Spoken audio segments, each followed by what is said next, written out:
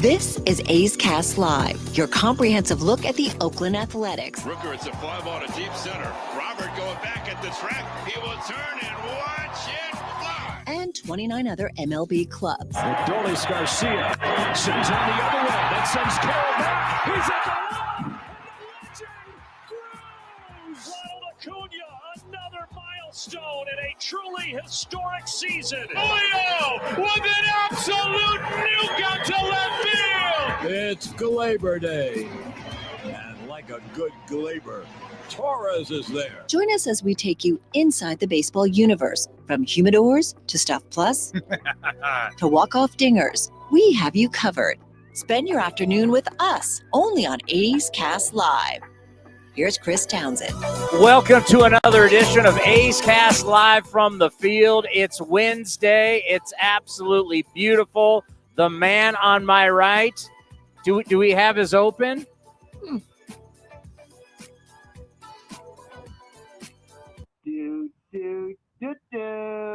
Paging Dr. Emo.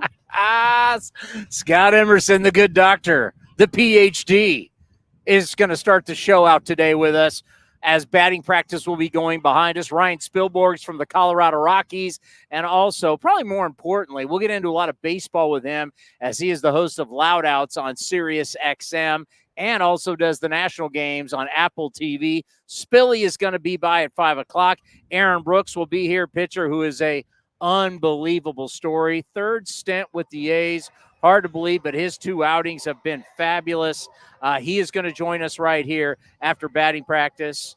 Doctor, how are you? Doing great. How you doing? I am doing well. By the way, can you believe you get paid to be in this weather on a baseball field? This amazing. What a great day here in the Bay Area. So hope to see everybody come out to the game tonight.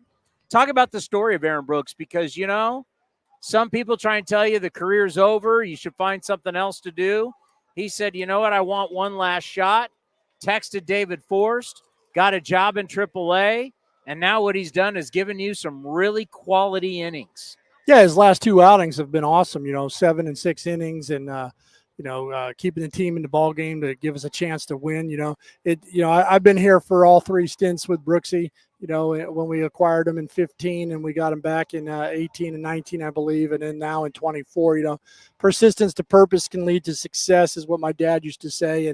And just the grind, just a guy who loves the game of baseball, wants to be on the field in this beautiful environment we're at today. And, he's making the most of his opportunities. Sometimes life and the game are about opportunities, and he got one this year, and he's done a really nice job. Has he changed in these three stints? Oh man, we've had some great talks the last 10 days about it, about trying to stick in the big leagues rather than go out and do your job. He was always worried about what was going to happen to him if he didn't pitch good. And right now he's talking about, I got nothing to lose. I'm just going to go out there and I'm going to compete. I'm going to try to win the baseball game or keep us close. And that's a great mindset. I remember asking Ryan Madsen and John Axford a long time about how did you know when you belonged in the big leagues? And they said when coming to a game was like just a walk in the park. It was like a high school game. I show up and I knew that I was pretty good, and I gave myself an opportunity. And I think right now for Brooksy, he's got nothing to lose, and he's showing up and just competing. When you think about efficiency as a starting pitcher, we know we're not seeing 130 pitches. We know the odds are you're not going 9 innings. So how important is it every single pitch to be efficient, to be in the strike zone? Because the longer you can do it and the more outs you get, the more leash you have. Like Aaron Brooks. Aaron Brooks shows up, third stint, you're thinking, oh, God, Aaron Brooks is going to start against the Houston Astros. That first inning was a little dicey. After that, he just started pumping strikes. Next thing you know, you allowed him to go out to the 7th inning. Yeah, everybody's going to talk about pitch count, and we always talk about that and the data and the numbers. And it's going out and giving your team the best chance of success. And, we all know that the third time through the batting order, the numbers start to change. Well, if you want to get deeper in the games, how about, maximize your pitches with efficiency early in the counts, get the balls in play or get your strikeouts on 4 pitches and get things moving. And then by the time the third time comes through the lineup, you're already 5 and 6 innings. You faced 18 hitters, So you do the math, 18 times, or 18 times 3 or 9 times 3 and 9 times 2 is 18. So how far can I go in my outing? And if I'm maximizing or minimizing my pitches per se, and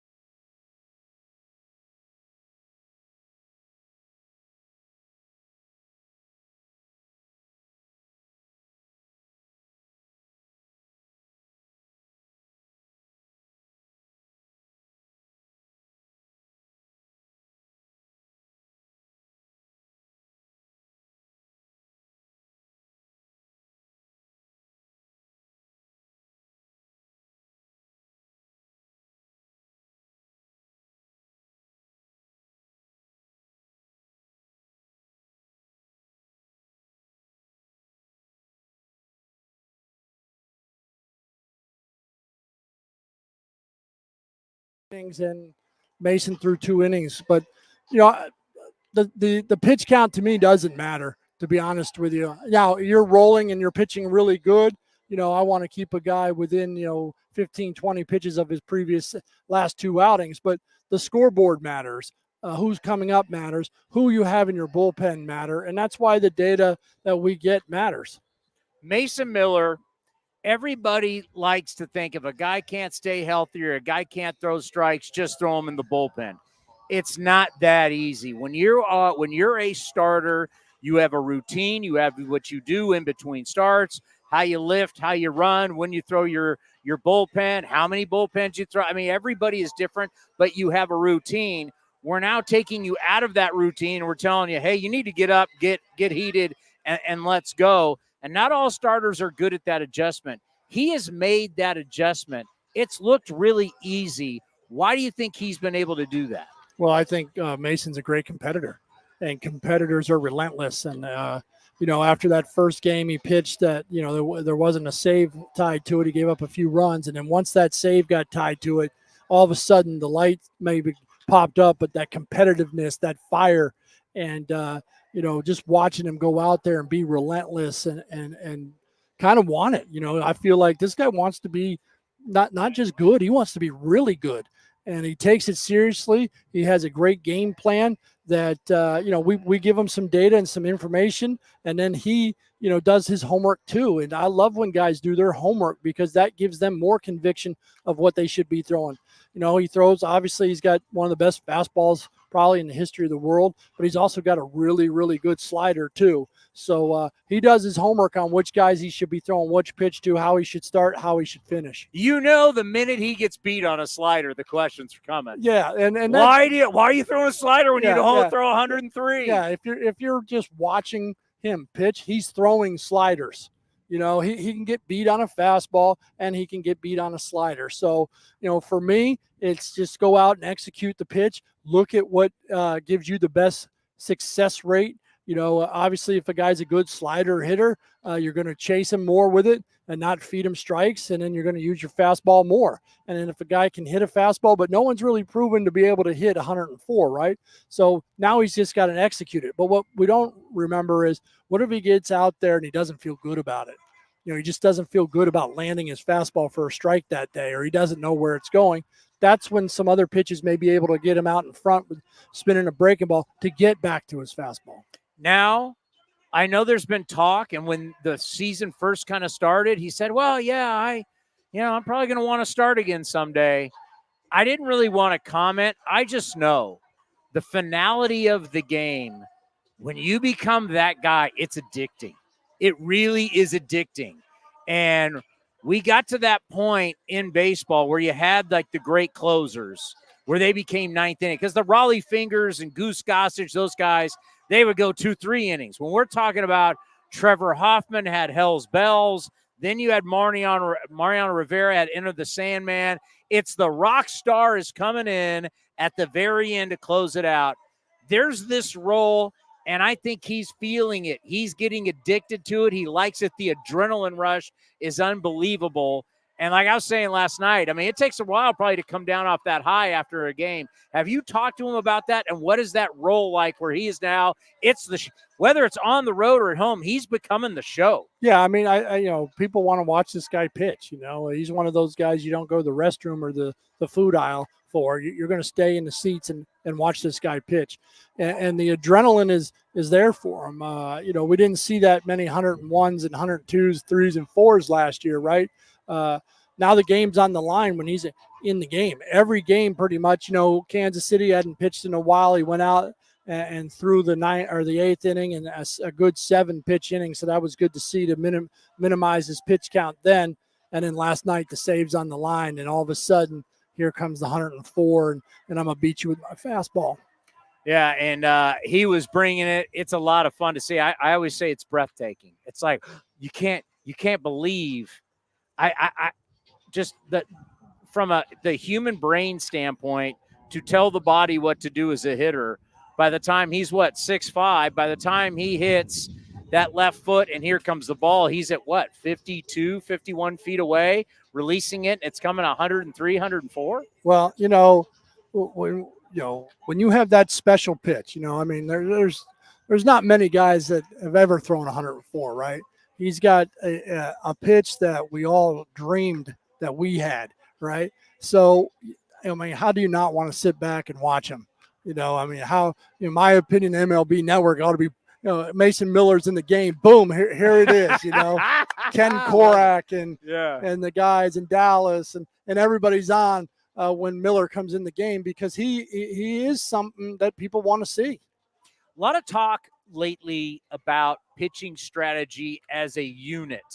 And Andrew Bailey, I know you guys have a great relationship, as he was you were his pitching coach in AA when he got called up to the A's later on, would be Rookie of the Year. You guys got a great relationship, and now there's a lot of talk about all the different breaking balls. Only 30% of the time, I haven't looked at the numbers lately, but it's roughly like 31% of the time the Red Sox only throw a fastball. Then there's other franchises like the Yankees, they throw a ton of fastballs. So do the A's have a philosophy, or does it go pitcher by pitcher when you start to think how many fastballs versus off speed that your guys are going to throw? Well, I think, what we forget about are the cut fastballs that the Red Sox throw as well. Where are you classifying? Some data points aren't classifying a cut fastball as a fastball. How would you? Because it's not going to be a four-seamer, because there's going to be movement. Well, we got the movement. We got the movement plots. What's your vert? What's your horizontal? Is it cutting? It's just like a sinker. A sinker's moving one direction. A cutter should be moving in that same direction, or the opposite direction to your glove side. So do you classify it as a fastball? Well, I do on certain guys. I'll say that's a cut fastball. And then, sometimes they'll say, well, he's got a cut fastball. And I'm more like, that's kind of a cutter. It's a little bit longer. It's got more tilt. And when you're doing scouting stuff, you better be careful about it, because if the guy's throwing a cut fastball and it's at the top of the zone where most cut fastballs should be, then that's a cut fastball. But if he's got a cut fastball, all of a sudden the vert is dying out and that ball's got more tilt and it's going down, but we're classifying it as a cutter, it's really not a cut fastball anymore. It gets more into the spin family and the breaking ball family. So, to get back to your original question, the philosophy is your personnel. We're throwing less fastballs this year than we've had in years past. It's just kind of who your personnel is. And every pitcher is different. Obviously, you have certain guidelines that you want to achieve, but, the numbers really at the end of the day, they don't lie what's happening. And so, when you're diving into the data with our guys, I want to know what's good behind. I want to know what's good ahead. I want to know what's good even. I want to know what's good soft contact pitch when I have to throw it in the zone and they have to swing.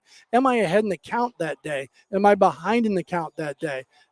All these variables play into every individual and what guy. That's why, you look at data and you see a lot of averages. The average major league strikes with the fastball right now, I saw, is 67%. 10 years ago, it was 64%. So we're getting 3 more percent strikes on our fastball, but we're also getting more chase outside the strike zone with the fastball. So, I mean, the whole thing gets moved around. There's so many numbers to this game. I think if we just, say that we have to do it this way, then we're doing it wrong. Everybody is different. Everybody should be pitching different. But, I want our guys to use their best pitch, maybe not more, but maybe more in the opportunity that pitch calls for in that certain situations. On a philosophy standpoint, it's winning counts, count conversions. You always want to do that. Can you execute the pitch that you're throwing? The what, where, and why. What are you throwing? Where are you throwing it? And why you're throwing it is important. And some days it's just going to be different. Left on right, right on left. You got 7 guys in that lineup. You might be throwing more changeups. If you're right-handed and you got 7 right-handers in that lineup, you might be throwing more sliders that day. It's just kind of, and then all of a sudden those numbers kind of even out at the end of the year, and you have what your numbers are. But, I think you really got to look into what database you're looking at and who's classifying cutters as cutters and who's not classifying it as cutters. Well, you're dead on throwing more strikes, because we've been doing this project about walks, and I looked at 99, 2000, the height of the steroid era. We had 11 teams in 1999 walk 700 times. You know how many teams walked only 600 times last year? 3. 2. Dang, I was close. The last 2 years, we've only had 5 teams walk 600 times. In 1 year in 1999, we had 11 teams walk 700 times. Teams aren't walking as guys are throwing strikes. Yeah. We're seeing that. Guys are throwing strikes. Getting a starting pitcher ready. I'll never forget Bob Melvin telling the story about how when he was the bench coach in Arizona, you didn't talk to Randy Johnson on game day. You just didn't talk to the big unit. Bob Melvin would go over when Randy wasn't there, and whatever data they had, Bob would place it in his locker and walk away. And one day, it was the only time that Randy Johnson ever said anything to anybody. It came up on MLB Network, guys that hit Randy Johnson, and it's the legend. Remember, Bob Melvin had a 500. So all of a sudden, the door creeps open to the coach's room, and Randy Johnson, and Randy looks at Bob Melvin and goes, "I kept you in the big leagues." But that was the only thing he ever said while he was in Arizona as a starter while Bob was there. So the whole point is, some starters you don't talk to at all. Some guys, when do you go over the game plan? Your stuff versus their hitters, what you want to throw, the who, what, where, when, and why, right? As we learned in journalism, when do you go over that? Is it on game day or is it the day before? When do you do that? No, it's game day. It's 5:05 today is our meeting. Dan Hubbs, our bullpen coach, Marcus Jensen, our catching coach, Shay's catching tonight, and Spence is pitching. So he's already got a plan that we have written out for him. And he brings us his plan at 5:05, and we go and mesh the plan and see what he's thinking and what he likes to use to certain hitters. I want our guys to do their own homework too. Because I think if you're doing your homework and you're prepared, separation is preparation. The more you can prepare yourself, maybe you can separate from somebody else. If I got to constantly do your homework and do things for you, heck, man, I want to pitch then. So a lot of the times there are some discussions you want to do this, but here's what the data is telling us. It might not be the greatest idea, or he wants to do this as a show me pitch or stuff like that. So there's a lot of data that goes on into this, but we're definitely doing our homework and putting together a big package for him, and then he comes in and then we condense it down during the game, and hopefully they go out and they got to remember it. This isn't easy to go out there, but we got it on the iPads in the dugout, and Shay and I and the pitcher are talking in between innings. So there's a lot of in-game adjustments going on as well. 5:05. 5:05. Now, what if Randy Johnson says, "I'm not showing up at 5:05. I don't talk on game day"? Well, you're going to come in, Randy. Hey, this is what we do. No. Yeah, I mean, there are some guys that obviously, guys in the past, we've dummied down information for some guys that don't like a lot of information, and some guys like a lot of information, some guys don't. But we're going to meet. Trust me, we're going to have that little powwow because I want to make sure that they know they got to go out there and be prepared for that start. Let's end on this. In the dugout during the game, you now have more information than you ever had before. When we look at the cameras, you're eyeing your pitcher. You want to see how he looks. How much are you looking at the data while you're watching your pitcher? How do you do that as a pitching coach and kind of decide well, he maybe still has his stuff, doesn't have his stuff? How much do you do it? Yeah, I'm doing it every pitch. I got the data right there, and then I got my little chart here, and I'm looking, and I'm like, man, I hope he throws an elevated fastball here. Or, man, I hope he throws a chase slider here. Or oh man, I hope he doesn't do that again. But I'm not pitching. But that's just me. That's how I'm going throughout the game. But you're like a parent. You're like pitching with them. Yeah. It's. You're like that parent in the stands. That's like, oh my God. I mean, yeah. It can be stressful because you want everybody. Trust me, we want everybody to do the best they can. I mean, it's a grind for everybody sometimes, and for me, I just want to do the best I can to help people and help our organization, help our pitchers milk the best out of their ability. So, and sometimes they'll throw a pitch that, is probably not the best pitch. And then I'll still tell them, hey, man, we got, in my opinion, we got away with one there. This is what this guy loves to hit. And, just kind of make sure we don't steer him in that direction for the next AB. I remember we had a pitcher one time, the game plan was to throw all 4-seamers away, and he liked his 2-seamer. And we kept Albert Pujols in the yard twice on ground balls to the right side, and he got upset and said, I want to throw my sinker, and he threw his sinker, and Pujols hit one into the seats. And, I'm kind of like, I got my little grin on, like, I told you so, but, I didn't want to do that.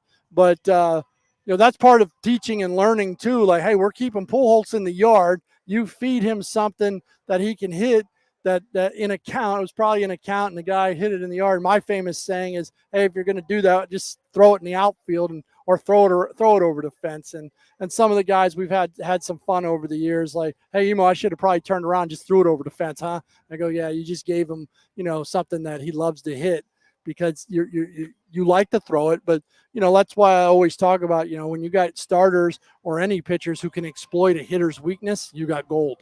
If he can only live on one side of the plate with his fastball, and then the hitter can only hit the other side, you're just giving him an opportunity to gain success. His success rate goes up a little bit, and if you throw it there, you could be in trouble. Now, you know how hard it is to hit, but we always second guess when that ball goes over the fence, right? But I hate second guessing. It's not good because I'm not out there pitching, and I want these guys to throw the right pitch at the right time with conviction. And you could throw a pitch with conviction into the hitter's wheelhouse, and we can be in trouble. So I want these guys to be able to pitch to their weakness, and the more they can do it with a strength, obviously, the better they are. So we got to be able to move that fastball around, and the breaking ball's going to the glove side and the changeup's going to the arm side. So you got hard and soft away in each direction. It's, can you execute those pitches? I like to tell everybody the reason why I like doing this is because you get a sense of everything that you have to do. You have to teach the physical side. You have to teach the mental side. It's like you're a math teacher with all this data. You got to teach love. You got to be there for these guys. You got to help support these guys. You got to be a parent sometimes and have tough love and kick guys in the butt. There's such the mental side, and I know you care so much about your pitchers and their mental health and how they're doing and how's life and how are you, how you're feeling. People just think, oh, here's a changeup grip, here's slider grip. No, There's a lot that goes into this beyond just getting people out. You wear a lot of hats. That's why you're Dr. Emo. Well, it's it can be stressful too, for myself, because sometimes I'm a victim of my feeling like I care too much sometimes. And some nights you don't sleep some nights, because you're dreaming about some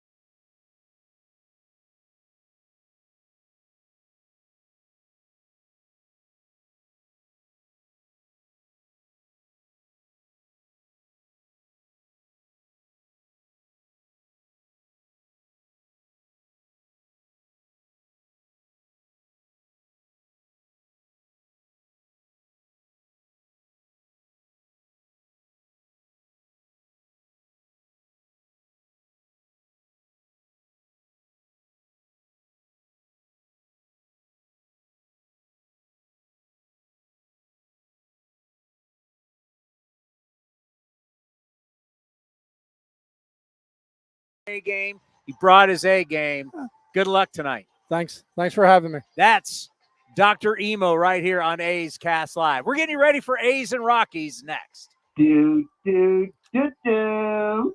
Paging Dr. Emo. Where does one community end and the next begin? Across the railroad tracks? On the other side of the river? Is it between the east side and the west side? At Comerica Bank, we believe it's all one community, and we're all part of it.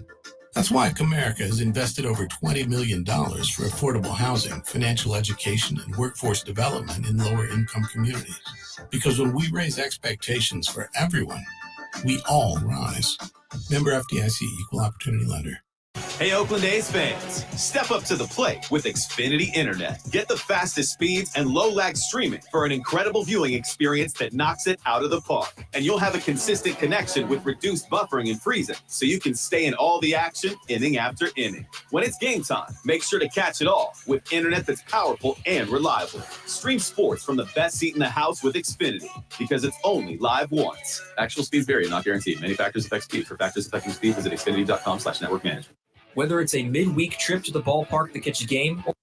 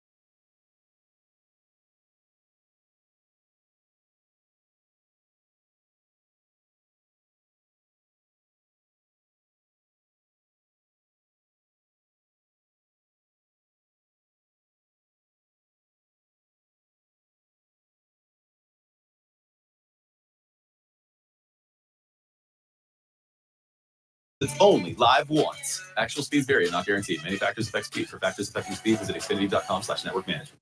whether it's a midweek trip to the ballpark to catch a game or a weekend of baseball with the family, grab your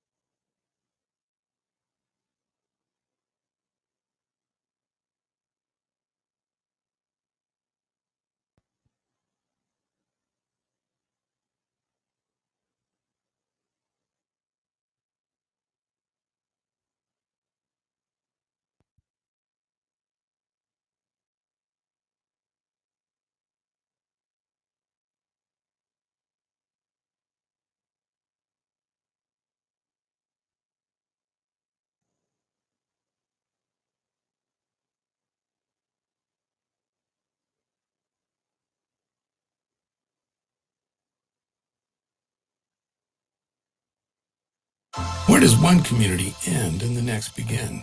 Across the railroad tracks? On the other side of the river? Is it between the east side and the west side? At Comerica Bank, we believe it's all one community, and we're all part of it. That's why Comerica has invested over $20 million for affordable housing, financial education, and workforce development in lower-income communities. Because when we raise expectations for everyone, we all rise. Member FDIC, Equal Opportunity Lender. Hey, Oakland A's fans, step up to the plate with Xfinity Internet. Get the fastest speeds and low-lag streaming for an incredible viewing experience that knocks it out of the park. And you'll have a consistent connection with reduced buffering and freezing, so you can stay in all the action inning after inning. When it's game time, make sure to catch it all with internet that's powerful and reliable. Stream sports from the best seat in the house with Xfinity, because it's only live once. Actual speeds vary and not guaranteed. Many factors affect speed. For factors affecting speed, visit xfinity.com/network management.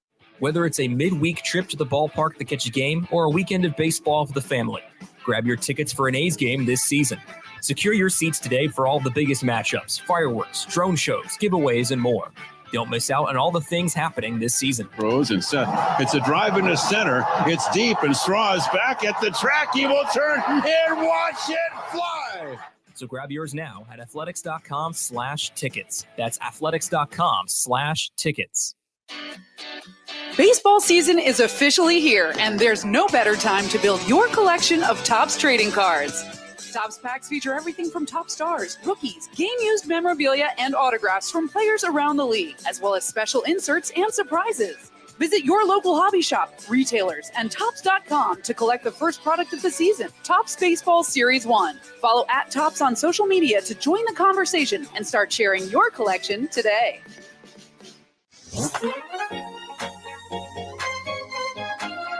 A's Cast Live continues from Rickey Henderson Field. Here's Chris Townsend. It's a perfect day. I mean, it doesn't get any better than this. Got a little breeze. Sun is out.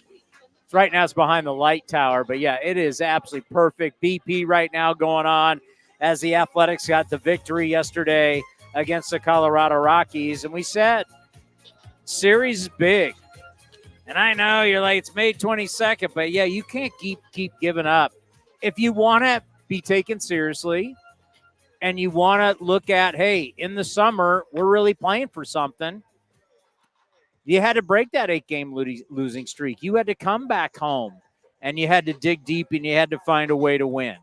And yeah, all the runs but one yesterday were by home runs, but you came back and you got it done.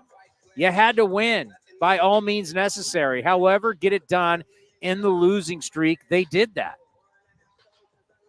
And can they grow on that in this homestand to get that mojo and get that confidence back? I mean, we're so desperate. Commander, you got to come over here. We haven't seen you. We're making them wear the headband. Wait. I know when I see Greg Korn, something important's happening. I know we got a shot today. When he's hanging out by the dugout, I realize there's a chance we're winning today. The headband's not coming off till we lose. Wore it this morning. Well, I wore a different one when I went out running today. So yeah, we're ready to go. Yeah. Well, this could become a thing, and I'm okay with that. Well, as long as we win, the headband is staying on. Correct. Yes. Because you don't mess with anything. You put the headband on. Well, we're ready to rock. Yeah. Yeah. By the way, see, he's got the headband on. He says he's not taking it off till we lose. That's all. Hey, at least my hair looks better now. He says, how can I miss it? He's wearing the headband. Aaron, you got to admit, he put the headband on yesterday because we were giving those away. And we said if the team wins, you don't take it off. You keep wearing it. Giving away Friday. Friday we're giving away. Well, you had it on yesterday. I was promoting it for Am Friday's I right? game. You keep it on. You have to keep it on. All right. I got the sign of seal of approval. Yeah, you got to keep it on. You know, it's interesting. Your third stint here. I remember interviewing you when you came over with Mania back in the day. 2015. How are you? Good. How are you? It's been a while. Yeah. Good to be here. Tell me, how is life different for you? I've been on maybe 6 or 7 other teams since then. 2 years in Korea. Got a wife, 3 kids. And you're all grown up. Here we are. Yeah. Yeah, pretty much. You know, I love the story because so many people talk about, you know, hey, maybe you should try something else, do something else. It's like, you know what? Yeah, there's the rest of your life to do something else. Right. You didn't want to stop. No. Talk about texting David Forrest and saying, hey, just, you know, give me a shot and I'll be here if you need me, especially in the big leagues. Yeah, I mean, that was kind of it. I mean, I just, you know, I told him normally I'm signing in December somewhere, and we got to January and the beginning of February, and nothing really was coming through, and figured I'd give him a text, you know, creating that relationship over the years, like you said, third time here. So, and, you know, I really just said, hey, I think good things can come out of desperational times, and I'm really just want to put the uniform on again and continue my journey. And he said, yeah, you know, we got a lot of pictures in camp. It was late in the off season, and said that, you know, that's totally fine. I'll be ready. Like you said, I'll be ready for you in Vegas if we need it. And here we are. And watching you pitch right now, especially in Houston, because the first inning was a little squirrely, not all you're doing. And it was like, uh-oh. And then all of a sudden, free and easy. You look free and easy. How you feeling inside? Because the way it looks, it's, hey, I'm pumping strikes, I'm getting outs, and you're pitching innings. Yeah, I mean, you know, as a starter, that's all I've tried to do my whole career. I got almost 1,200 innings in the minor leagues, and I actually heard a quote that Kobe made. Actually, it was an interview. He was saying that, you know, everyone always says, you know, that he looks like he's got, you know, ice cold veins, and he doesn't get, you know, nervous or anything. And he said, because I've done it 1,000 times. And I think that's kind of where I'm at is, you know, there's always going to be anxiety. There's always going to be, you know, the butterflies going in there. But I think I've finally done it for so long now that it's finally maybe started to click a little bit more than it used to. And I think I'm able to, you know, have a little bit more confidence and just go out there and have a little bit more fun than I used to. And, you know, I was so focused and worried about, you know, making a mistake and you know, having to go back down. And now I kind of just, I don't have anything to lose. So I just go out there and attack guys and hope for the best. It's an interesting thought process when you think about when you're out there, you think, man, if I don't get it done, I'm going back down.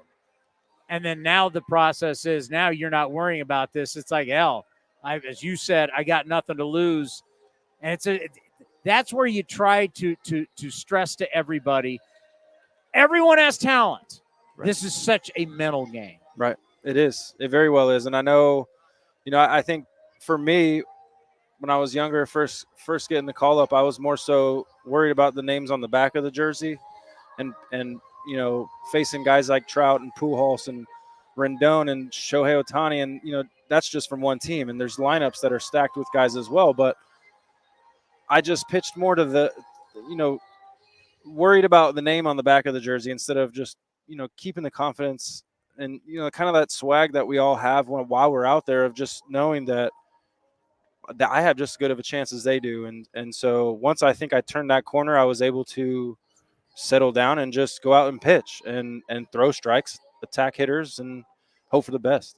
Yeah, do pitchers sometimes forget that the odds are in your favor? You know, 300, that's only 3 out of 10, right? Most of these guys are hitting 215, 220 now. I mean, do you forget that reality? Throwing the ball over the plate, the odds are in your favor. Yeah, I mean, yeah, I do think, you know, I think as pitchers, we give the hitters too much credit sometimes, and I think sometimes the hitters give pitchers too much credit sometimes. It's an overall hard game. And, you know, I think the more you're around it, the more you realize that, hey, you know, sometimes it goes your way, sometimes it doesn't. And I think for me, I know throughout the years, I don't really know that there's a particular reason.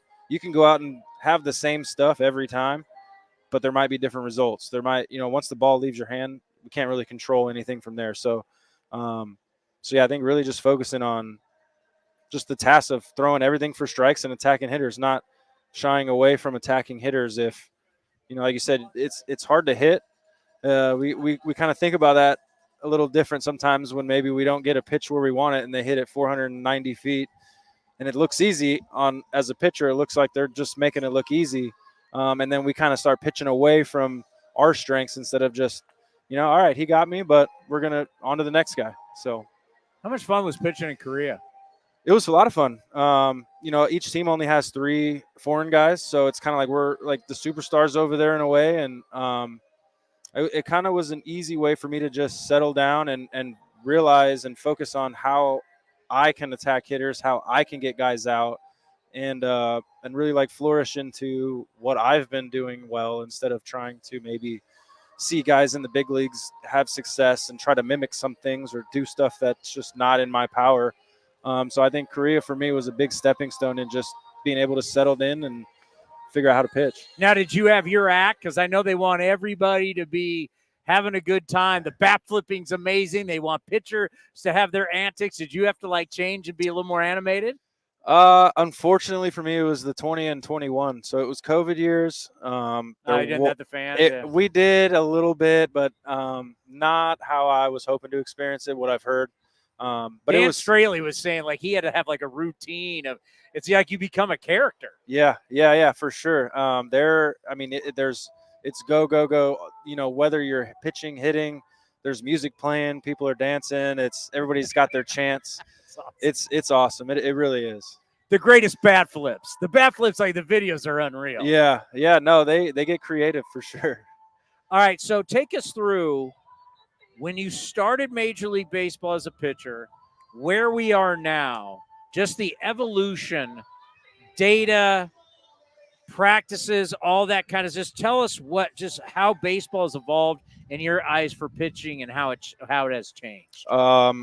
It's changed a bunch. I mean, right when I first got around in about 2014 or 15, it was more so like, hey, here's your strengths. Here's what this guy's not really doing a whole lot well with, with these pitches, and go get them. And now it's like you can find anything you want on these guys. I think sometimes too much info might be it might hurt us a little bit, just overthinking, because at the end of the day we got to go out there and we still have to perform. You still have to throw strikes with more than just one pitch. So it's definitely changed that way. A lot of this new generation is really big on like spin rates and pitch shapes and all of that. I think it's very helpful in a sense that if you use it to where you can get consistent with certain pitches or arm angles or whatnot, then I think it really helps out some of these guys. I'm kind of too old school for that right now. I take all the analytical data that I have from the hitters and all of that, and then I kind of just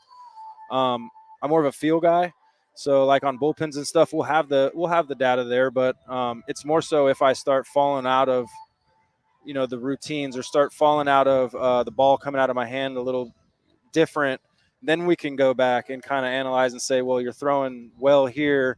Here's the difference. There's 2 different ways. So I think it's really changed the game in a positive way. It just makes it more competitive. I mean, at the end of the day, everyone's trying to hit homers, and we're out there trying to stop them from doing that. So it's just a cat and mouse game. And I think at the end of the day, all that analytical data is great, but you don't have it out there while you're out there. Got to get outs, man, because I've heard about guys, and they're like, well, dude, I love my spin on the curveball. And then you're like, pitch coach going, yeah, but your ERA is 5. Right. Like, you've got to worry about getting – the number one thing is to get outs. It's great what your data says, but whether you got good data or not, you got to get outs. 100%. And give me innings. Right. Yeah. No, and that's what I'm trying to do every time they give me the ball, and I'm blessed to get that chance, is keep our team in the game for as long as I can. It's interesting that transition being the older guy now, huh? It is, yeah. I think I'm like 3rd or so on the list of oldest guys. So it's kind of cool. I've started to transition into being able to relate to these younger guys and kind of help them with anything, especially on this organization. There's a lot of new guys, a lot of new faces, first timers, and just to help them in any way I can to just be more comfortable, because I think that's the main thing for us, is to be comfortable in order to play well. If we're not comfortable, it's going to be hard for us to play well. And so I just trying to do everything I can to help these guys be comfortable up here. All right. I know you got to go, and I know you're going to live in the moment. I said this yesterday on postgame. I was like, he's earned the right for a lot more starts. You've earned the right the way you have pitched, what does that mean to you when you hear people say, oh, yeah, he should be here, he needs to be here, he's earned the right. Every 5 days he's got to get the ball? I mean, it means the world to me. Being here, doing this for so long, I got almost 1,200 innings in the minor leagues. And so I've definitely grinded just like everybody else. And it just means a lot. I mean, it's, with the family now and all of that, it's just, a lot of guys get to, enjoy the big leagues at 22 to 27, 28, and they just keep going. And, I got a little bit of time, but if it's 34 and beyond, however long that may be, then that's great too. And I feel like just mentally it's a lot easier to go out and just focus on my task at hand instead of worrying about all the other aspects that we were talking about earlier. So it's really a blessing to be here, and hopefully we keep rolling. Third time's a charm. Yeah, we'll see you. It's suiting you real well. Yeah. Great stuff. Great you. stuff. Keep doing it. Thanks. We got more coming up. Ryan Spilborghs is going to join us coming up here on A's Cast Live. Whether it's a midweek trip to the ballpark to catch a game or a weekend of baseball for the family, grab your tickets for an A's game this season. Secure your seats today for all the biggest matchups, fireworks, drone shows, giveaways, and more. Don't miss out on all the things happening this season. Rose and Seth. It's a drive into center. It's deep, and Straw is back at the track. He will turn and watch it fly. So grab yours now at athletics.com/tickets. That's athletics.com/tickets. Where does one community end and the next begin? Across the railroad tracks? On the other side of the river? Is it between the east side and the west side? At Comerica Bank, we believe it's all one community, and we're all part of it. That's why Comerica has invested over $20 million for affordable housing, financial education, and workforce development in lower-income communities. Because when we raise expectations for everyone, we all rise. Member FDIC, Equal Opportunity Lender. Baseball season is officially here, and there's no better time to build your collection of Topps trading cards. Topps packs feature everything from top stars, rookies, game-used memorabilia, and autographs from players around the league, as well as special inserts and surprises. Visit your local hobby shop, retailers, and Topps.com to collect the first product of the season, Topps Baseball Series 1. Follow @Topps on social media to join the conversation and start sharing your collection today. This is the place where you can dance like nobody's watching, win like nobody's business, and get away like you mean it. So what are you waiting for? Come join the party. Take that evening out and make it a night you'll never forget. This kind of action can't be beat. Hi, fans. This season, Kingsford Capital Management is the official hedge fund sponsor of the Oakland A's. At Kingsford, down to business is their way of seeing the world. Investing has its pitfalls, treacherous chasms of half-truth and despair. Kingsford's mission is to create opportunity through application of proven innovation and entrepreneurial focus with trust, tenacity, loyalty, and growth, establishing a strong reputation as a proven intended and validated bedrock of American finance. Kingsford Capital, down to business. With the sunshine returning, it's time for golf, and more golf at Cinnabar Hills Golf Club. Cinnabar Hills is also your destination for great food with their beautiful renovated restaurant and quality craft beer selection at their full bar. Featuring a grass driving range and 27 championship caliber holes, Cinnabar Hills Golf Club is the best public course in the Bay Area. For more information, go to cinnabarhills.com. That's cinnabarhills.com. This is Chris Townsend. There are two things that are a must for me: comfort and style. Whether I'm playing golf, going to dinner, I've got to have the right feel. That's why I've partnered with Linksole, and you're going to love Linksole. They have just released their new spring line, new fabrics for their polos, lightweight and perfect for technical performance. Linksole also has new styles for their layers and hoodies with cool prints and seasonal colors. You know what they say in the big leagues: look good, play good. Go to linksole.com. That's linksole.com. You deserve extra. Extra Mile is where you get it. You don't just deserve breakfast. You deserve extra fresh Mile 1 coffee just the way you like it. You deserve more than a quick bite. You deserve an extra satisfying array of hot foods, extra good snacks, and fountain drinks that help you go the extra mile. Plus, with Extra Mile rewards, you can earn free stuff. Visit Extra Mile at select Chevron and Texaco locations. See program terms and conditions for details. If you're looking for a new mattress, Nest Bedding has you covered. Sleep on the same mattress Hall of Famer Ricky Henderson sleeps on. Nest Bedding is the #1 brand of online mattresses and the Bay Area's favorite mattress store. Take home the Easy Breather pillow. The New York Times calls it their #1 pick. You can navigate their easy-to-use website, nestbedding.com. That's nestbedding.com. Green and gold fans, use the coupon code Oakland, and you'll get 10% off your entire order. Nest Bedding. Love where you sleep. Introducing Ultimate Speed for Business, our fastest internet plans yet. Now existing customers could get up to triple the speeds at no additional cost, and it's all from Comcast Business. Get started with internet and security for $49.99 a month for 12 months with a 2-year contract. Plus, ask how to get up to an $800 prepaid card with a qualifying internet package. In 6/23/24, restrictions apply. New customers only with 150 megabits per second internet and security edge. EcoBell and autopay required. Equipment, taxes, and fees extra. Up to 3 times downloads for existing essential and standard internet customers. If you're looking for a great place to eat and watch games, go see our friends at the Chicken Pie Shop of Walnut Creek. The Chicken Pie Shop is one of the hottest restaurants in Walnut Creek. You're not going to find a better menu, and come try their world-famous chicken pie that has been served in Southern California for 86 years. Spacious indoor and outdoor dining, perfect for your next private party or corporate event. Don't forget free parking. For more information, go to chickenpieshopwc.com. That's chickenpieshopwc.com. And the underdogs, Oakland Athletics, win their first championship since they were in Philadelphia in 1930. Hi, I'm Raleigh Fingers, Hall of Famer, 3-time World Series champion with the Oakland A's and World Series MVP. Winning takes teamwork, skill, and heart. So when you need an ace for a personal injury lawyer that will win you the game, go with the winning team. Call Venardi Zerata at 833-VZ for me, or go to vzlawfirm.com. Venardi Serrata, the official injury law firm of the Oakland A's. Like sports, business is about winning.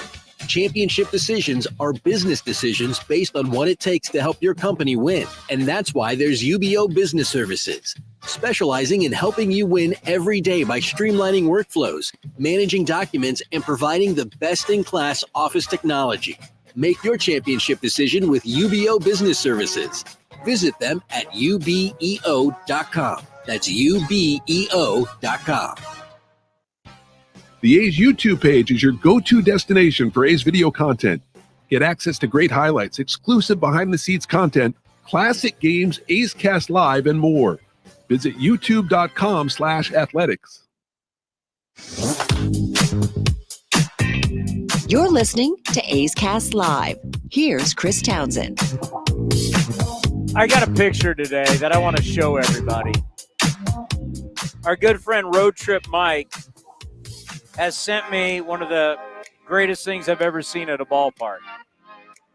Because we're always trying to figure out how to promote stuff at the ballpark and how to sell stuff, right? Advertising, how to promote A's Cast. Well, Road Trip Mike was at the Yankees AAA affiliate in Scranton, or Wilkes Scranton, or wherever the hell Wilkes-Barre Scranton. Wilkes-Barre Scranton. Where is that? That's in Pennsylvania? Eastern Pennsylvania, yeah, out by Philadelphia. Because Scranton, Pennsylvania. What's this? Wilkes-Barre. Wilkes-Barre? Yeah. Like, where is that? Like north of Philly? It's on the east side of Pennsylvania? Yeah. Is it north? Like next to New Jersey? Scranton's closer to New Jersey, I'm pretty sure. But yes, that's where the Yankees team is. Okay. I'm going to put this up to the camera. Tell me, can they see this?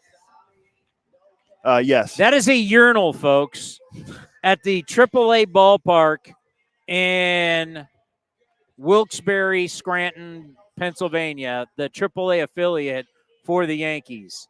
Is that not hilarious? When you sent it to me earlier, I laughed out loud in the Like, I've been sending it to everybody going, come on, this is how we promote A's Cast.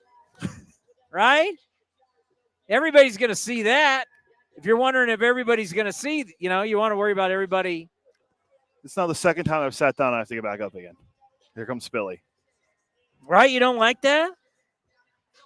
I mean, it's a good way to promote in the men's bathroom at the. Pull your part out or pull your part at Harry's You Pull It Auto Parts. I mean, it's actually one of the most brilliant ideas. It's minor league baseball. What do you expect? Minor league baseball. So I've actually been sending this to everybody on how we'll be able to promote Ace Cast and make it happen. I love the idea. Spilly's going to join us here. How are you? I got to show him the picture. I just showed the audience. This is from the AAA affiliate from the New York Yankees, a new way to advertise in the bathroom. What do you think? Harry's You Pull It Out Auto Parts. Yeah. I love it. In search of auto parts. So what happens if you go on one side? Does it light up? I don't know, but the potential of what we could do with that to sell some advertising, promote Ace Cast, they're going to see it. I've seen a couple examples. I was in Philadelphia during the World Series 2 years ago, and it was when it wasn't the World Series. It was the National League Championship Series, and Philadelphia Philly fans threw Diamondback baseball cards in all the urinals. so like you're taking a leak on Corbin Carroll, on like all the old school Brandon Webb. You had like Connor Jackson, cards, and guys are just yelling and screaming. They were having the best time ever. Didn't work real well, but yeah, it's a good idea. They got their heart ripped out. But that's what I see in Philadelphia. There's great marketing opportunities here. Hey, welcome back to Ace Cast Live. It's great to finally have you here. It's been so long. We've had you on and from our studio, but this is where we do it for home games, and it's great to have you on. Watching your career blow up from player to you're everywhere now. Unfortunately, I say I've saturated the market. Sometimes it's good. Sometimes, like, you get it when you're just hustling all the time. Yeah. You're grinding. I feel privileged to do this. I feel honored a lot of times to watch a major league game and be a part of narrating it and kind of telling you in the mind of what it might feel like to be a player. And I wasn't a great player, but I did see the game totally different. I was a bench guy, right? Like I sat at the end of the dugout. I watched the game. I grew up in National League rules, so I see the game totally different than most people. And then I understood what it felt like to be. I've gone through all the different examples of a baseball life that you could possibly have.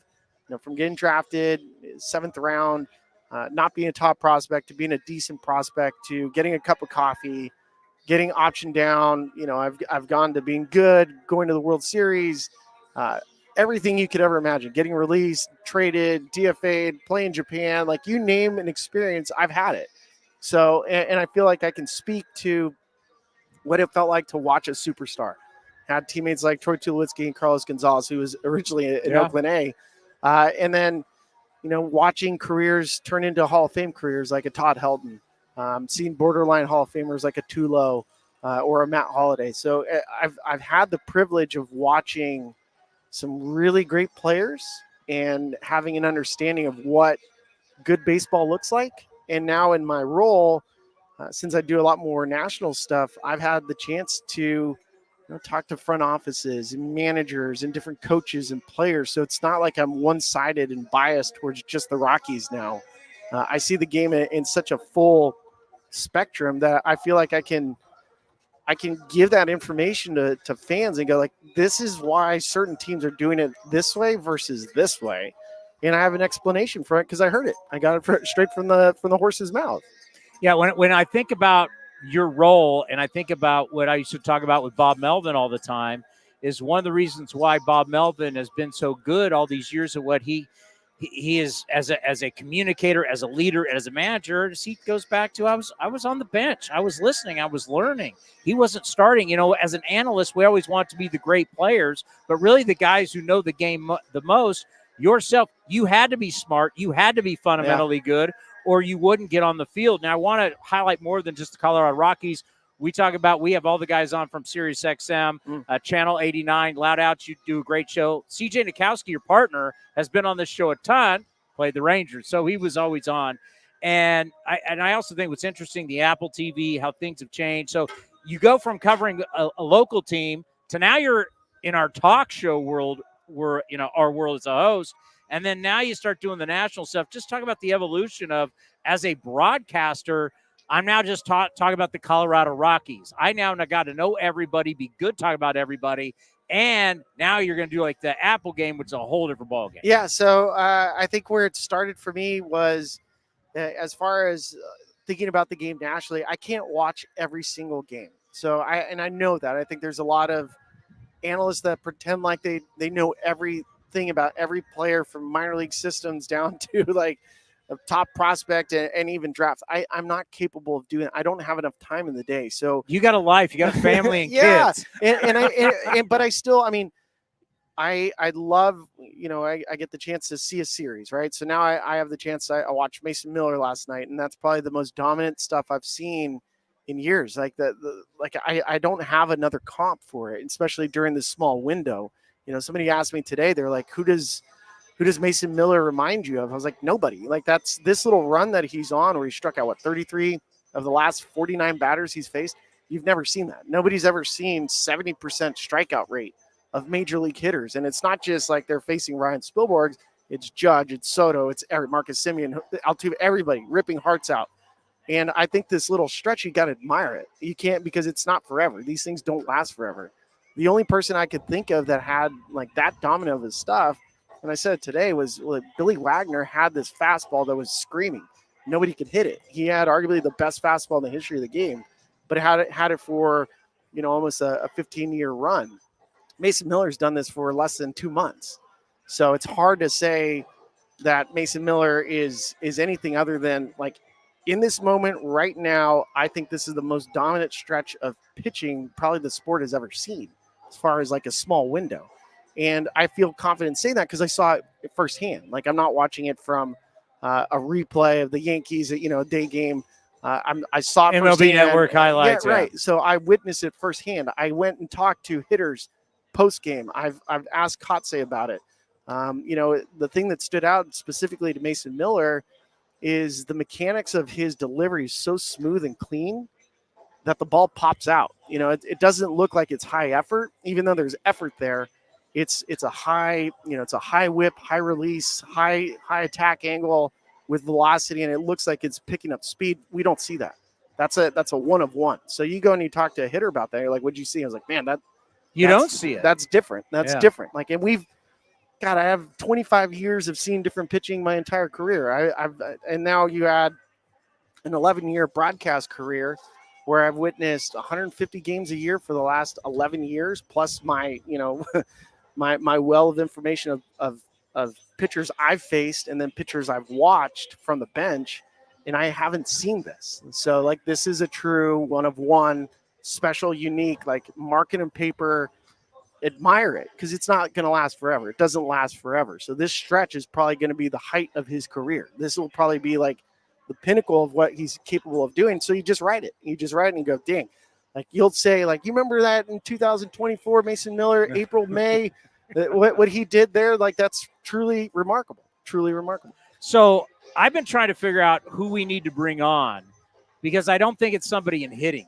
I think it has to be like a neurologist. It has to be somebody who studies the brain to understand a guy who's 6'5", coming down the mountain. By the time he releases it, you're at 51, 52, whatever it is, feet, and it's coming in at 104. The brain's got to tell the body to react and to fire. Yeah. Like, how much time it's 0.000 milliseconds that you had. I can't imagine what it's like for a hitter to try to hit something that literally is coming so fast that your brain can't comprehend it. Well, and you have carry through the strike zone. So it's an optical illusion for us to begin with. So I was just talking to Charlie Blackmon about it, and Charlie Blackmon has over 1,700 major league hits.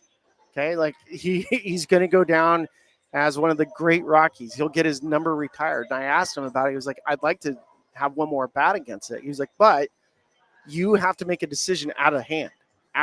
Like, so you're committed once he's releasing the baseball to swing. That's not normal. Our normal timing mechanism as a hitter, even if it's 100 miles an hour, let's say like I'm facing Camilo Duvall, I still have time in facing a guy like Camilo because his ball will have some run to it. So I have a chance to still make a swing decision in flight. There's no decision time. There's none because of the way the ball carries. So your decision has to be, I'm looking top of the strike zone and I'm firing out of hand. And if he throws you a slider, then you tip your cap. That's the position that these guys are in currently. So when we say swing now, you mean swing now. Swing out of the hand. No, for real. That, because there's no time. You don't have time. There is no time. There is zero time.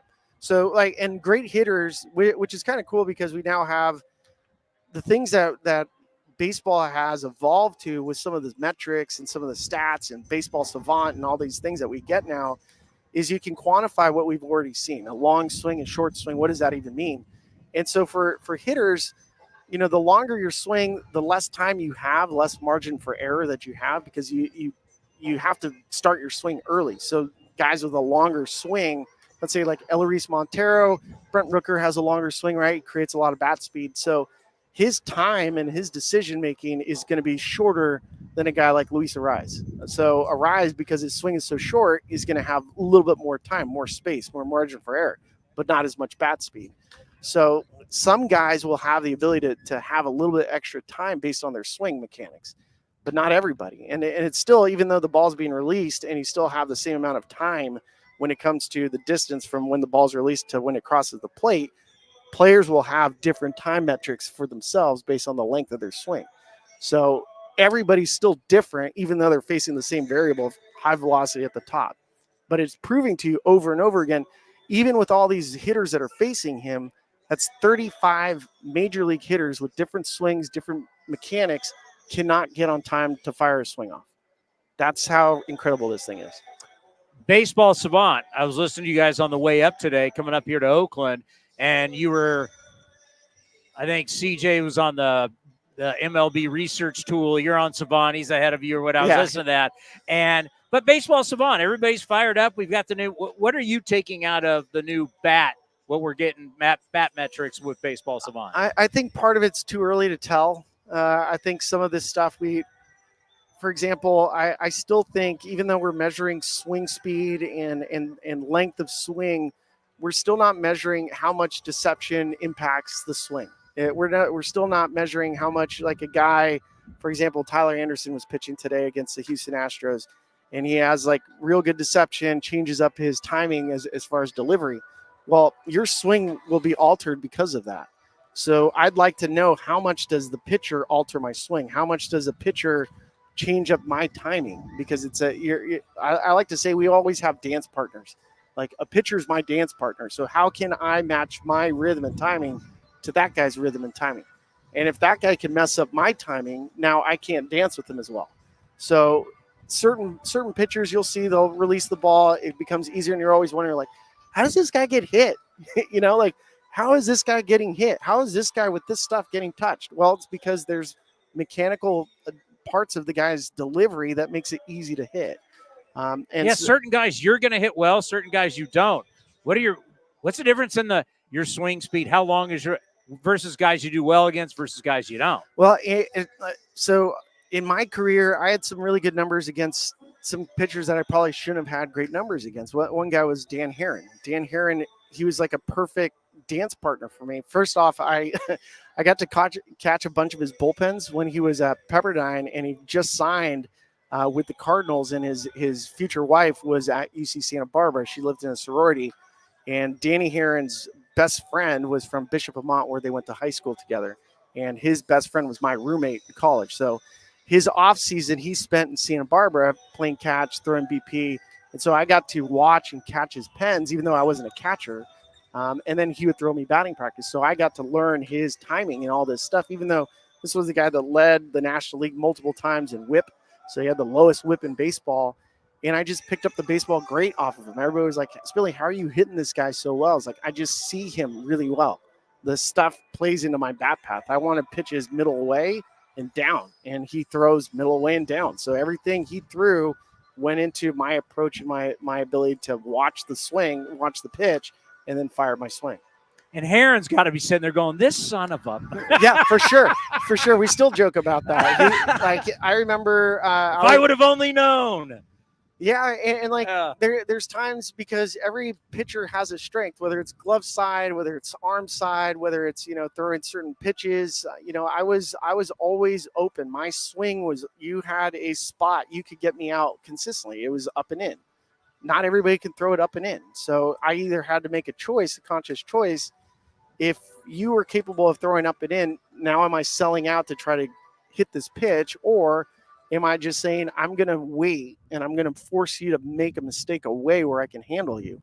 So those are my decisions that I have to make based on how you're pitching to me. But otherwise, if it's a strength on strength, then I like my chances. If it's a strength against a weakness, now I have to make an adjustment. And that's the constant battle hitters are having to make.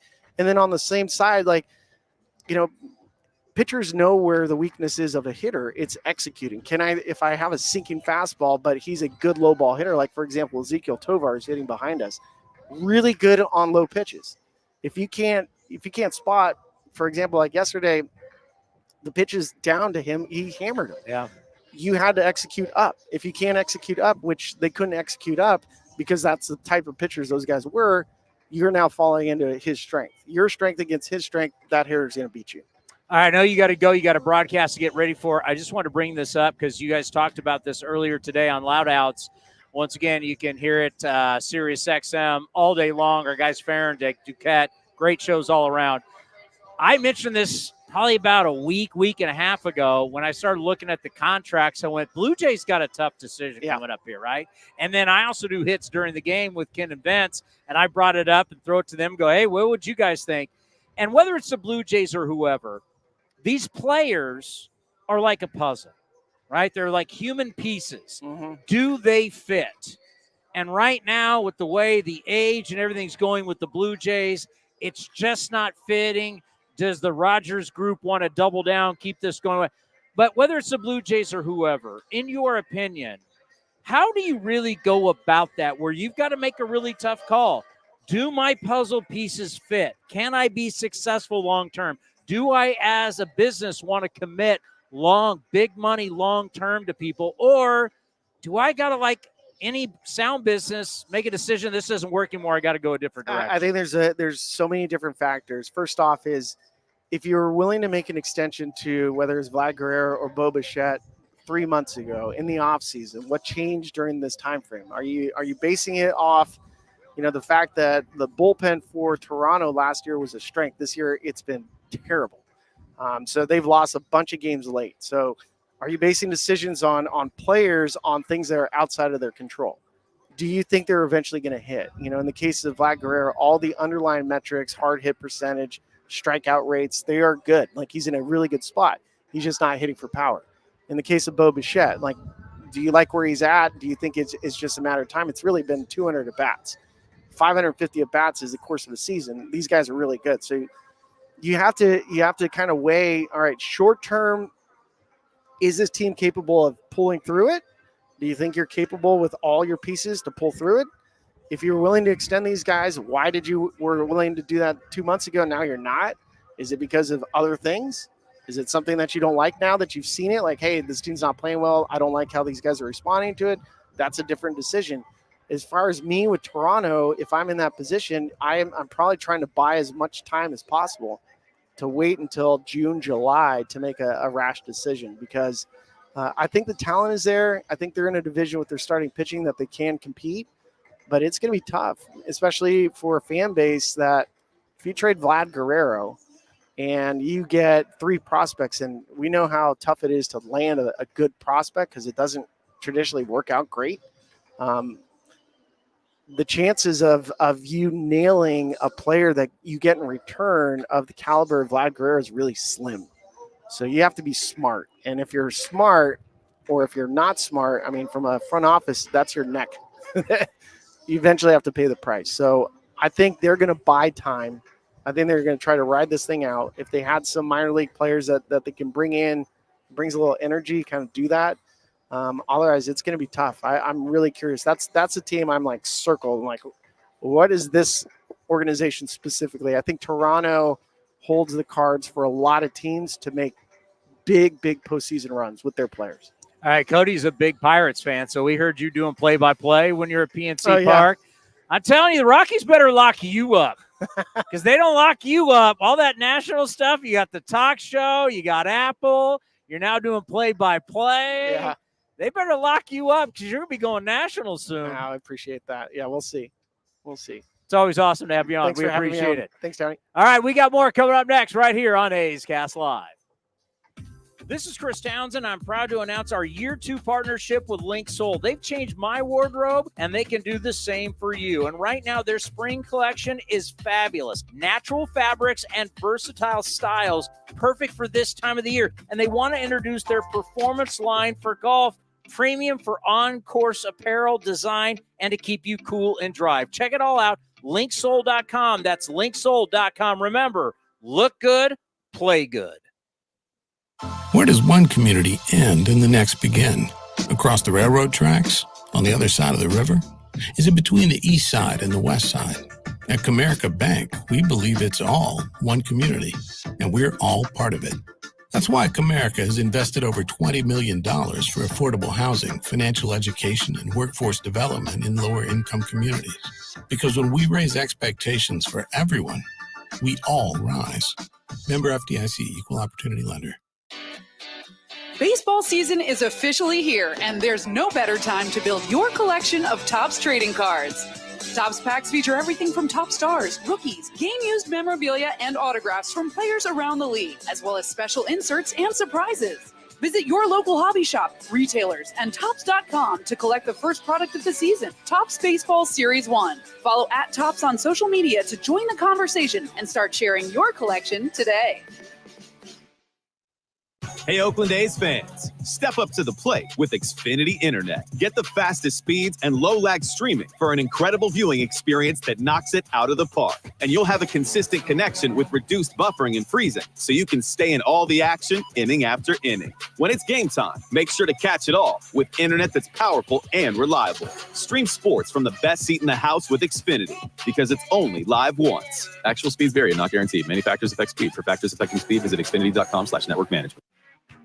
If you haven't been to the Chicken Pie Shop in Walnut Creek, what are you waiting for? You're going to love the new menu, and it's a great place to watch all the games.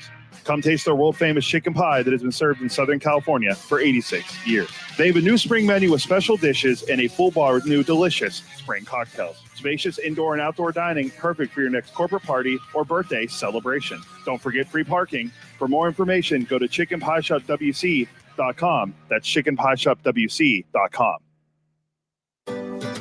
Nestled in the hills of San Jose, minutes from Silicon Valley, Cinnabar Hills Golf Club offers 27 holes of championship golf, a first-class pro shop, practice facility, and great food in the grill. This time of year also means family and business get-togethers. Let the folks at Cinnabar Hills make your event unforgettable while enjoying their award-winning venue. It's all there for you. Championship golf, a great space for any events, and incredible food. See it all at CinnabarHills.com. That's CinnabarHills.com. Hi, fans. This season, Kingsford Capital Management is the official hedge fund sponsor of the Oakland A's. At Kingsford, down to business is their way of seeing the world. Investing has its pitfalls, treacherous chasms of half-truth and despair. Kingsford's mission is to create opportunity through application of proven innovation and entrepreneurial focus with trust, tenacity, loyalty, and growth, establishing a strong reputation as a proven intendant and validated bedrock of American finance. Kingsford Capital, down to business.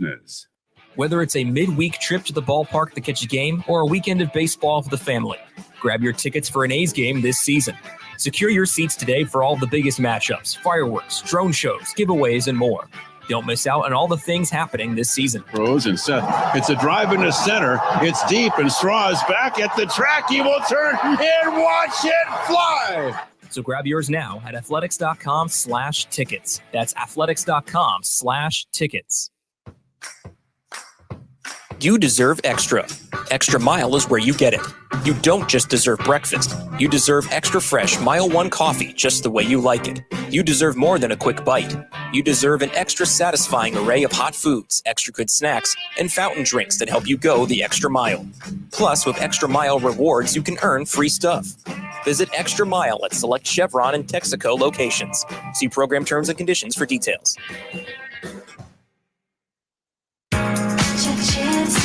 This is the place where you can dance like nobody's watching. Win like nobody's business, and get away like you mean it. So what are you waiting for? Come join the party. Take that evening out and make it a night you'll never forget. This kind of action can't be beat.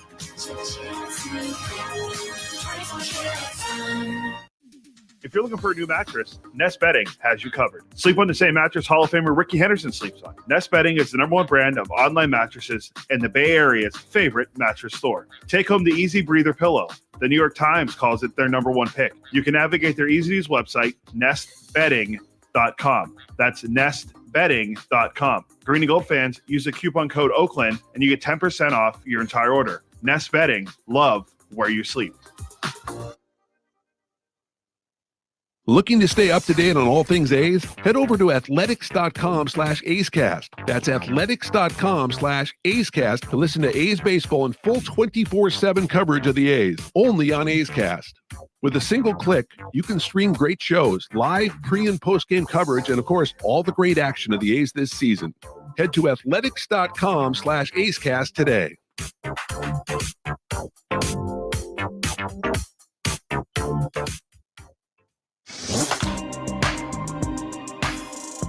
Streaming from Ricky Henderson Field, A's Cast Live continues with Chris Townsend.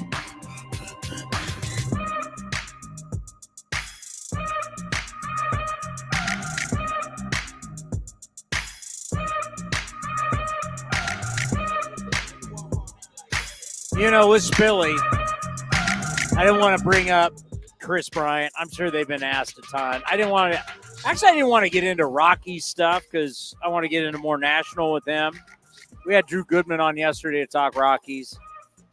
I saw this out of the Denver Post, though. Kris Bryant, who he said yesterday, 7 years, $182 million. We're in year 3 of that 7-year deal, Cody. This year's $28 million. Next year's $28 million. 25 through 28 is $27 million per.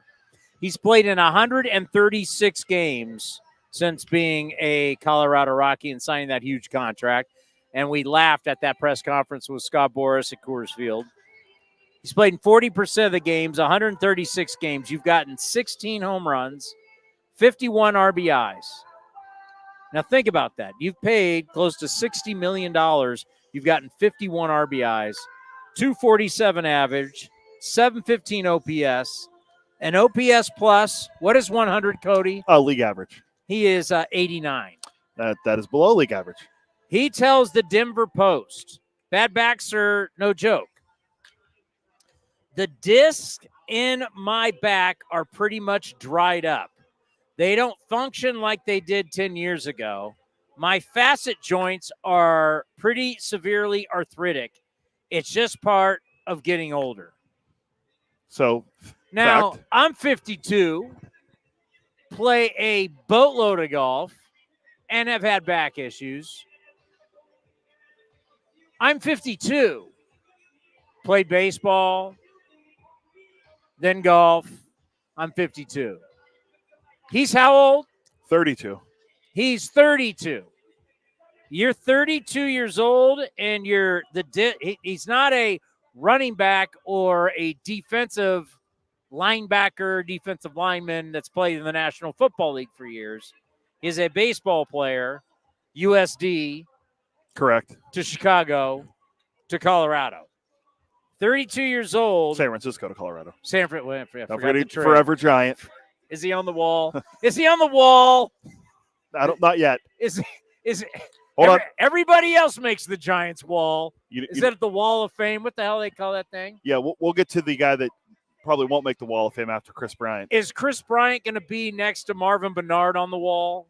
He's going to be next to him or Blake Snell. Bobby Estalella. All right. He's 32 years old. I mean, I feel bad for him, but it's just another snow job by Boras, right? This guy's telling you at 32 years old that his disc and his back are dried up. I mean, he's basically telling you, I'm not going to be any good for the rest of this contract. When you signed him, and at the time, you're like, this is a bad deal. This is not going to work. so many of these deals don't work. Yeah, and I don't want to tie it into this, but I'm going to because I'm a troll. Are you going another Forever John? Are we just trolling our neighbors across the bay? Oh, no, he's a Boris guy, too. Hey, Blake Snell's back tonight. Blake Snell. Blake Snell's How's going to. Chapman doing? Well, he's actually hitting better. He's hitting like 280 in the month of May. So I'll give him a little props. He's hitting better. To what? Hit 225? Right, I think he's hitting coming into tonight, he's hitting like 243 or 7 on the year, something like that. Really? Better than his 204 earlier in the beginning of May. Oh, my God. So Blake Snell is back to pitch against the Pirates. Blake Snell, you know, the guy that was pitched 11 2/3 in 3 starts. You're getting the National League Cy Young Award winner. You're paying him all that money. How did he do tonight in his first start back? Let me guess. Probably went deep in the game. He went 4 1/3. Not even close. 3 1/3. Give up 5 runs. Oh, and wait for it. Walked 4 batters. 15 innings pitched this year and 4 starts, 9 walks, 11, and an ERA over 11. So how's that contract going to work out so far? Wow. I don't care how many guys he struck out. And my friends were like, did you see how dominant he was in San Jose? For the It's the Cal League. You got a guy that won 2 Cy Youngs. He should strike everybody out. Then he pitched really well in Sacramento for a rehab start. So today, 3 1/3. I'll get the exact stat line for him. It was 3 1/3. He had 4 walks, 5 strikeouts, and I think he had like 80-something pitches in his first start back off the injured list. The problem. Oh, it's 5-3 now. Giants are making a comeback. The problem is that does he have is it his option? The second year, it's a player option. It's a player option, right? 3 1/3, 4 earned runs, 4 walks, 5 strikeouts. He's an 11.40 ERA on the year. Matt Chapman has 6 home runs, hitting 243 with a 714 OPS. What do we say? You want to have like a 714 OPS. Do we say 750 or do we go 800 for the OPS? Is what you should have to be. Someone like Matt Chapman, who we projected to be, which this show is not high on Matt Chapman. Loved him as a guy, loved him as a leader. His leadership qualities were phenomenal. He was terrific clubhouse, but he just can't. He has such a hard time with bat to ball skills. When the report was 150 million, it was like, oh my God. But he has good bat speed. He should be with his defense. Why his WAR is so high, but Matt Chapman, who at one point we were looking at as a 30-plus home run guy, should be in over 800 easy. Completely agree, but it hasn't been there. This is a guy that's going to hit you. I mean, if by the end of the year, you'll be thanking your stars if he's at 240. That's his career average is 240, right? Tonight, Chapman's Chappie 1 for 3 at the 2-run homer. Well, 7th home run of the year. He's going to run into him. 730. His OPS still 730. I mean, this is a guy who we thought was going to be a star. We thought he would be a perennial all-star, maybe one day a potential MVP. You know, with Arenado, the 2 best defensive third basemen. He's the best Chapman's the best defensive third baseman I've ever watched day in and day out. Like Spilly was just talking about, we can't watch every game. I know how great Arenado is. I know how great he is. I haven't been in Colorado or St. Louis to watch him every day. Crazy they played high school baseball in the same high school. I mean, this was one of the most amazing compliments. When you had Ray Fosse tell Jim Palmer, because Jim Palmer, Hall of Famer, asked Ray, and, Palmer and Ray went back all those years. They've known each other as players, broadcasters. They've known each other their entire adult lives.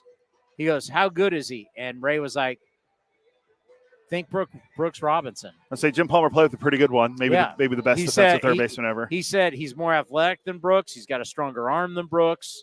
And Jim Palmer was blown away. And Jim Palmer, watching Matt Chapman play, was like, Ray, you weren't lying. He's special. He was special. There's no doubt. It's just he goes through ruts where he just does not make any contact, and he's an easy out.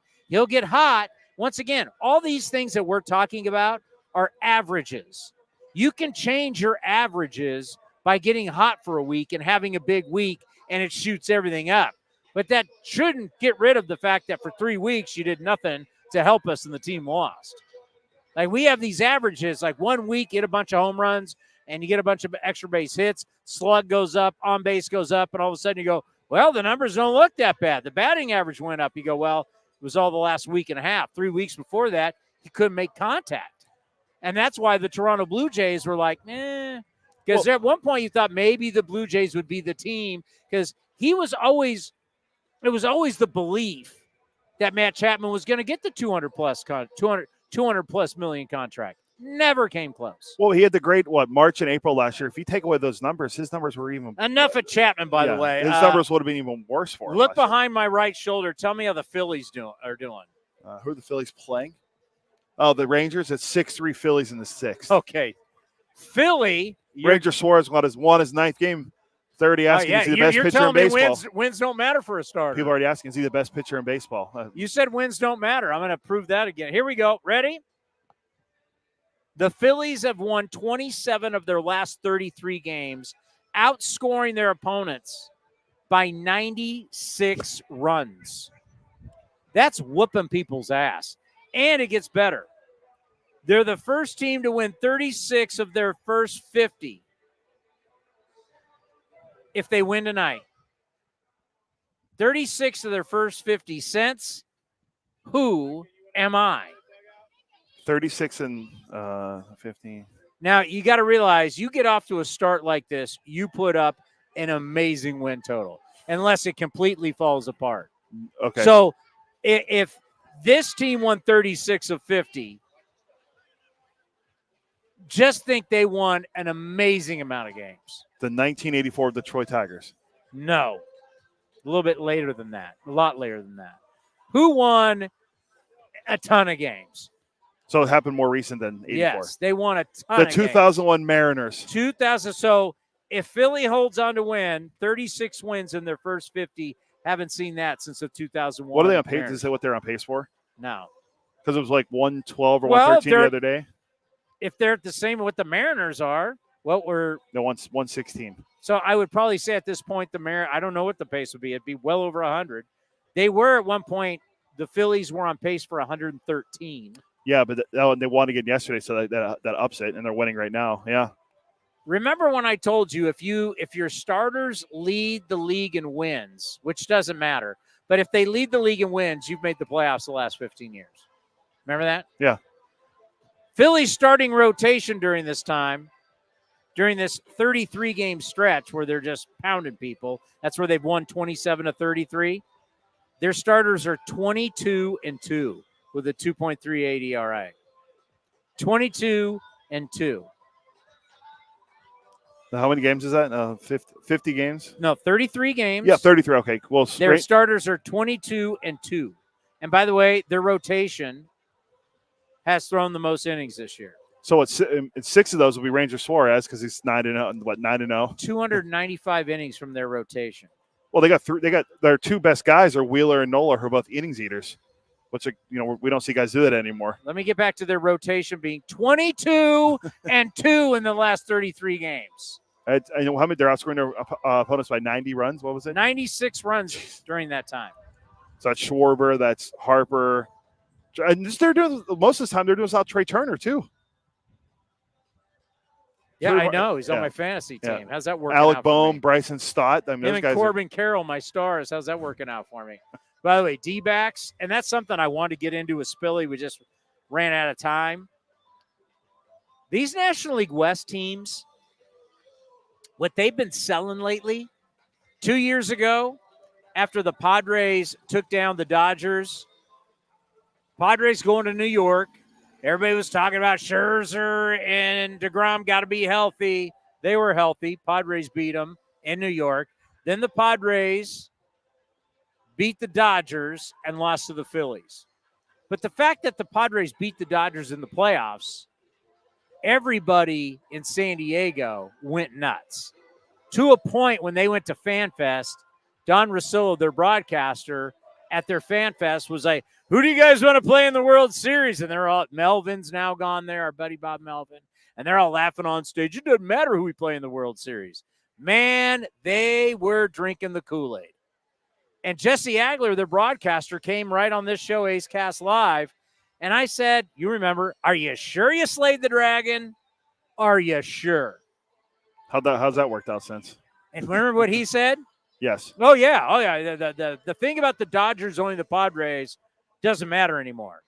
Do we remember the Giants winning 107 games, Dodgers winning 106, the only time in this 12-year run that the Dodgers have not won the West? Remember that? Giant fans thought they had slayed the dragon. Well, last year, falling into the same trap, well, I would say this spring training, was last year the D-backs beat the Dodgers in the postseason, went on to the World Series.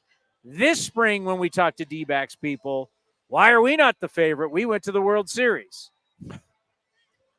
I just don't understand it. Like, if the Dodgers have been on a historical run, something like the Braves did in the early, the late 90s through the early 2000s, why would you think you're the favorite when the Dodgers have done this? Because you beat them in the playoffs, you went to the World Series? You won 84 games in the regular season. You think you improved that much?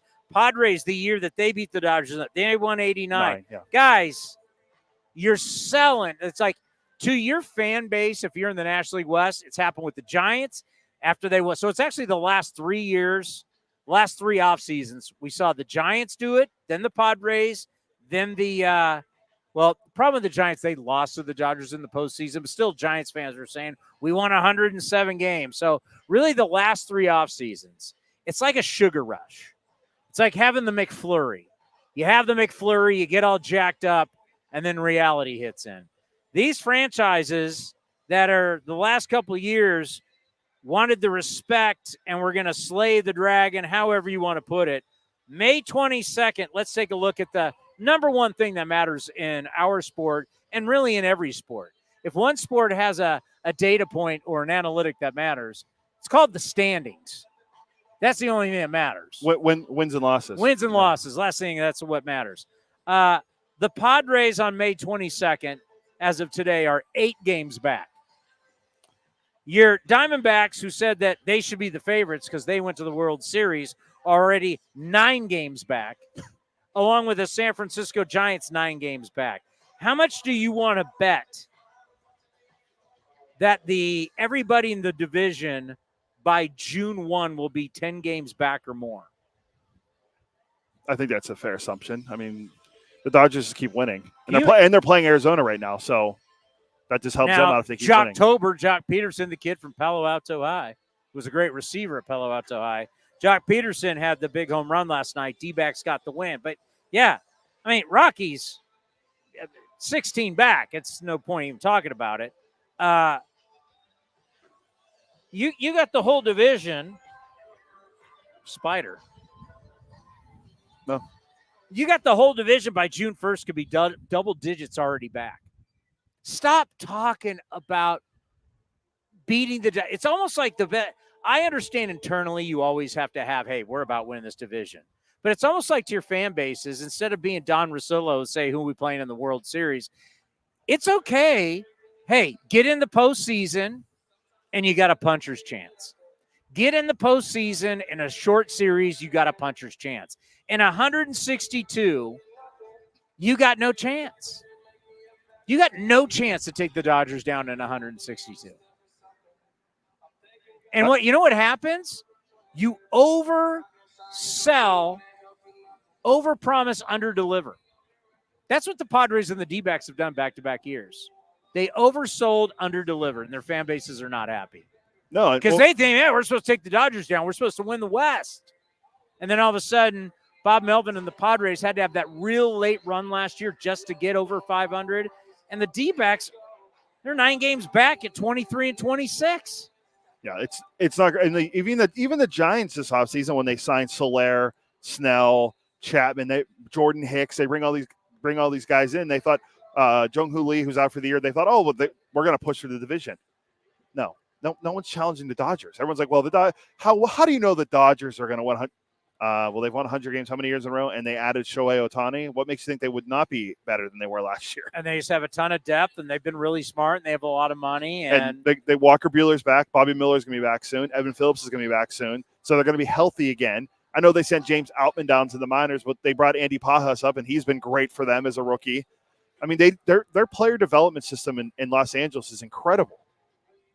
Yeah, I mean, how about under promise? Not over promise, under promise, and then deliver big and get everybody fired up. Hey, man, this is about making the playoffs.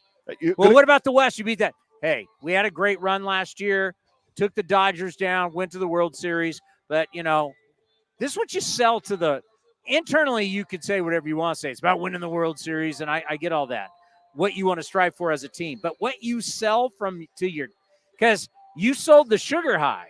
The sugar high, we went to the World Series. We should be the favorite. And you sell that to the fan base, and you come out and you go 23-26, and you're 9 back.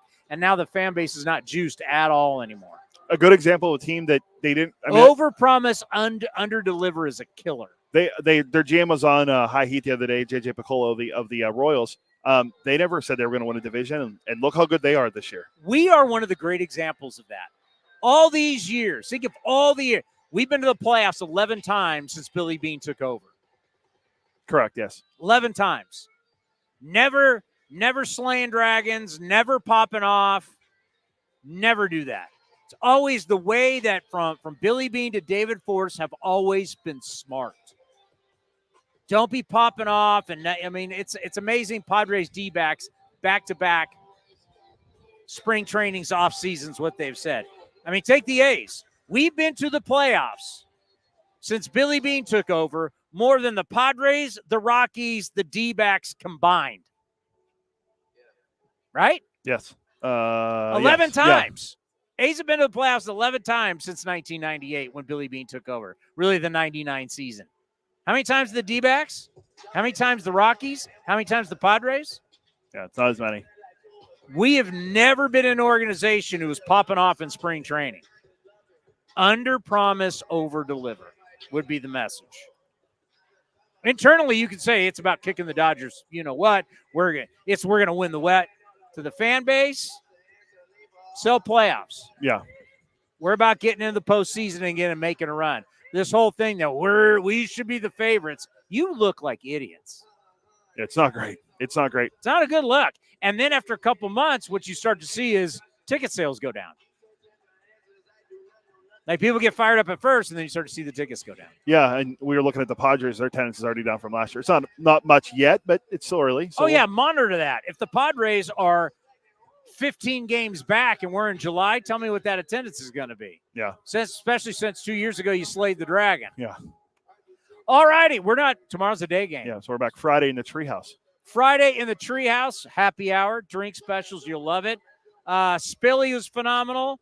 Emo was phenomenal. Aaron Brooks. And Aaron Brooks. We're going to play Aaron Brooks today. Yeah, he's the pregame guest today. Aaron Brooks on pregame. We'll do Spilly tomorrow. Yes. All right, so on pregame, we're going to have Aaron Brooks. It's a phenomenal story. Third time's a charm for him. Thank you, everybody, for listening. Thank you, everybody, for watching. A's Cast Live. Coming up next, it's the Athletics and the Rockies right here on A's Cast and the A's Radio Network. Hi, fans. This season, Kingsford Capital Management is the official hedge fund sponsor of the Oakland A's. At Kingsford, down to business is their way of seeing the world. Investing has its pitfalls, treacherous chasms of half-truth and despair. Kingsford's mission is to create opportunity through application of proven innovation and entrepreneurial focus with trust, tenacity, loyalty, and growth, establishing a strong reputation as a proven intendant and validated bedrock of American finance. Kingsford Capital, down to business. Baseball season is officially here, and there's no better time to build your collection of Topps trading cards. Topps packs feature everything from top stars, rookies, game-used memorabilia, and autographs from players around the league, as well as special inserts and surprises. Visit your local hobby shop, retailers, and Topps.com to collect the first product of the season, Topps Baseball Series 1. Follow @Topps on social media to join the conversation and start sharing your collection today. This has been a presentation of the Oakland Athletics.